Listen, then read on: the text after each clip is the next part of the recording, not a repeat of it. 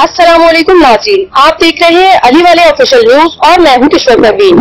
खबर शामिल करते हैं सियालकोट से। तसव्वुर हुसैन की रिपोर्ट के मुताबिक दरियाए चनाब में हेड मराला पर निचले दर्जे का सैलाब। इस वक्त पानी की आमद 1,22,184 क्यूसेक जबकि इखराज 1,13,84 क्यूसेक है।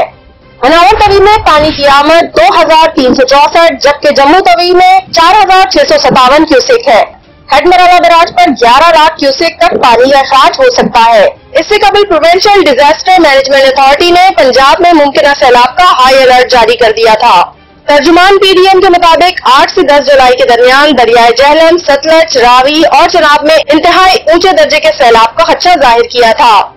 और तर्जुमान का कहना था कि भारत की जानिब से दरियाए रावी और सतलज में पानी छोड़े जाने का इम्कान है, जिससे सैलाब के खतरात बढ़ने का खदशा है। PDM ने पंजाब के तमाम डिप्टी कमिश्नरों और मुतालिका सूबाई महकमों को हाई अलर्ट जारी करके फौरी इंतजाम की हिदायत कर दी है। महकमा मौसमियात के मुताबिक मूसलाधार बारिश के बायस हफ्ते के रोज तक डेरा गाजी खान, कोहलो, सिब्बी, बारखान, सो, लोरालाई, किला सैफुल्ला और मूसा खेल के पहाड़ी इलाकों में और मुल्हका नदी नालों में तुगयानी का खतरा है।